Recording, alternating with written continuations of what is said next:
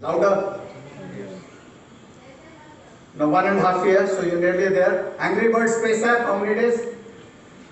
35 days. Pokemon Go, 19 days. ChatGPT reached 100 million in less than 2 months. So whatever we do, whether we're talking about Purvodaya, rise of these, or we are making Dhamra Port better than Mundra Port, speed and agility would be the key. Third big trend. In 2012, Mark Anderson, who is a legendary investor, he said, software is eating the world. By the time we came to 2017, AI was eating software. So earlier, software was eating the world, and this was best exemplified by Tesla a few years back when its market cap crossed the more than the next 10 car companies put together. So, and then now we have a trend where generative AI is probably eating software, and probably we'll have something which will eat generative AI. And AI is impacting trade, commerce, society, connectivity, and as military experts would agree, all the 5 domains of warfare. Next, AI. The proliferation of AI and generative AI tools is making disinformation easy to produce. AI is getting better at generating images and text, and it threatens the ability to distinguish facts from fiction. We do not know what the future of AI-powered disinformation will look like, but if you look at some of the deepfakes of Trump and all, they look more real than the actual real Trump. And then in 2024, we have major democracies, including India, US, just be careful.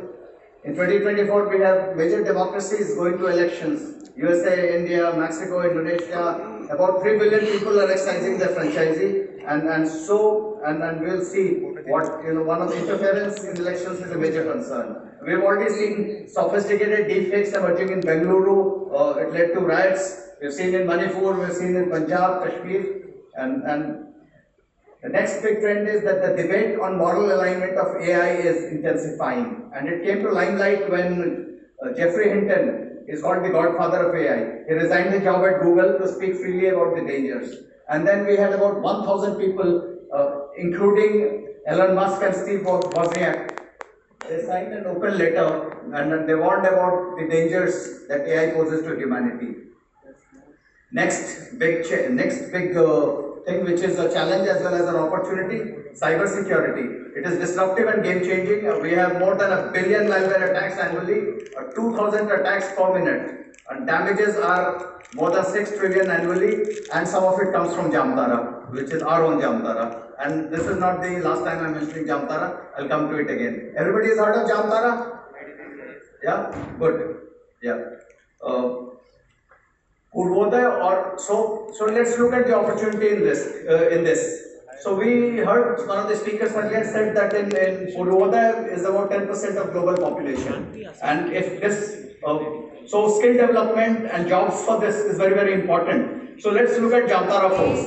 If you were to channelize their energies in the correct direction, pick up the young bright kids, upskill them, then East India neighborhood can fill up the 2.7 million vacancies of cybersecurity professionals across the world. And you can deliver cybersecurity in US or Middle East or Australia sitting in Jamtara. So Jamtara is going to be my candidate for the cybersecurity university. Okay. And so digital connectivity also provides opportunities for remote surveillance. You can watch the London streets from here. My own company manages 16 command centers, and I'm not here to sell my own company. But you can sit here, but for leading global corporations, you can do monitoring. So there are a lot of opportunities that today a digital playfield provides, and it just requires imagination to be able to capitalize on it.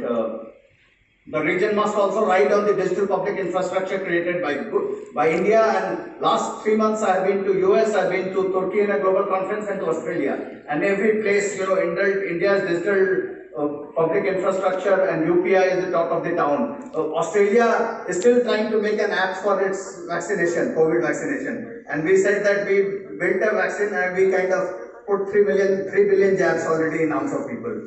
In 7 weeks we had the COVID up and running. And UPI is absolute game changer. Digital payments in India today is more than US plus China into 2, and the gap is rising. So I mean, and here industry, government, academia, and all multilateral agencies, we had reps from the World Bank. So all this will have to come together, and this collaboration would be the linchpin of success. my final risk is climate change. That represents the most serious existential crisis, for our times. And this region is being impacted by extreme events. Odisha has mastered the art of, every year you have visitors from the sea coming here, massive cyclones, and billions of people to get displaced. And the way you manage it, the whole world wants to learn from you. So my candidate for disaster management university for a global scale would be Bhubaneswar. Believe you me, we do it much better. And by the way, my own introduction I didn't give you. I am from Bihar. Okay, good. Great. So I am from Bihar. I studied in Jharkhand and then also studied part of it in Calcutta. And used to work for missile programs, so used to be in Chandipur. So I understand, I have a personal emotional connect and I have a personal investment. But it has taken me 17 years of corporate life and 21 years of military life, 38 years to come here to be invited here. And I have been invited to 40 countries, but this is the first time I am speaking in East India. So I hope we'll have it more often. So the region presents immense opportunities, and connectivity is not only physical. We will have energy connectivity. Bhutan and Nepal are great at hydroelectricity. Somebody is talking about green hydrogen. We have mining prowess in Jharkhand, Indian School of Mines. Jamshedpur could become the hub for green steel. Jamshedpur and Jharsuguda could be for bauxite and materials of the future. Dhamra port will overtake Mundra port, hopefully in sophistication and connectivity.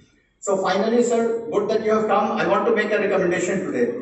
Because nobody has made recommendation, everybody talked about the problem. So I have one major recommendation, and I hope I don't look stupid. Even if I look, it's fine. Entrepreneurs always look stupid because they always dream too much bigger than. Okay. So I propose a Purvodaya University, sir. This will be global in scale.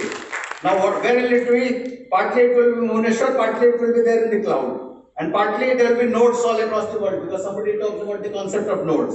So let me tell you what it is. There will be other nodes. So it is in Bhubaneswar, it is in the cloud, and it is on the other nodes. It will involve multiple stakeholders. It will involve countries, states, divisions in Bangladesh, districts, institutions, local bodies, not-for-profit organizations, and then all the stakeholders. It will involve World Bank. It will involve MEA, angel investors, venture capital, collaboration. It will involve collaboration with global universities in India and abroad. The Ashoka, NTU, IITs, IIMs, ISM. Tokyo University, Singapore, everybody. So what will these nodes be? So you have the headquarter here, you have a lot of things flowing digitally on the nodes. So connectivity is all assured. As Monty sir said, 95% of digital commerce flows on the, below the sea surface, on the cables, submarine cables. So we will have Jamtara, which will be the candidate for cyber security university. So we are going very well on time. We started 30 minutes late. We have covered 27 minutes and balance we will cover 3 minutes now. So Jamtara will be the candidate for cyber security university. We will pick up all the youth and we will train them to world skill. So 2.7 million deficiency in the world of cyber security professionals. So everybody will start migrating to Jamtara. Dhanbad will be for critical resources and minerals. Jamshedpur will be the hub for center of excellence for green steel. Jharsuguda and Jamshedpur would be for materials of the future. XLRI will be for skills of the future, and Calcutta will provide leadership and business models. And last 1 minute. So leadership and business models of the future. Eastern Command, Indian Army and Navy, whatever you want. It will be the center for resilience. Nalanda for ancient wisdom. Bodh Gaya for Buddhist studies. It will also have campus in Tokyo, Kyoto, in cloud, and in Bhutan. There will be, Bhutan will have the thing for tourism, sustainability, happiness, values, and ethics. Nepal will be the node for tourism. Himalayan studies, mountaineering. Sikkim for organic farming. IT Kharagpur and Guwahati will skill people in generative AI, quantum, cyber, and all the future studies. Gopalpur will be for strategic and defense research. Bhubaneswar will teach the whole world disaster management, and then we will also have training in all the languages, which we're told. So this is my kind of this thing. Bay of Bengal, India will be the center of prosperity. It will become the center of gravity of the world. I'm talking about 25 years from now, but we have to start. This is a humble beginning. So all of this will be world-class infrastructure, world-class skills. It will involve industry, academia, entrepreneurs, World Bank, ADB, and So let me just go back into history, just so that from 3500 BC to 1700 AD. India was a quarter of global GDP. They didn't have GDP, they used to measure it some other way. But undivided India was a quarter of the whole world and China was equally similar. So 200 to 300 years is a very small time in the history of nation. So during these golden years, in India also, last 30 seconds ma'am. During those golden years, Kalinga, Vaishali, Patliputra and Kolkata were the seat of power. We missed a couple of revolutions, but the flattening of the world, the digital revolution, the demographic dividend, the entrepreneurial energy, and all the fire that I see in the belly of and in the eyes of young people sitting at the back gives me the confidence that we can reclaim the lost glory. So let us seize the moment. So finally, thank you, TEF, CEI, and MEA, and overseas dignitaries for driving the mission forward and embarking on a journey towards a shared, inclusive, sustainable, prosperous, and more connected future. Our time has come. Seize the moment. Thank you. Jai Hind. Thank you, Colonel Kumar. And the 30 minutes that we have gained is because I have given up my part of speaking. Now, may I request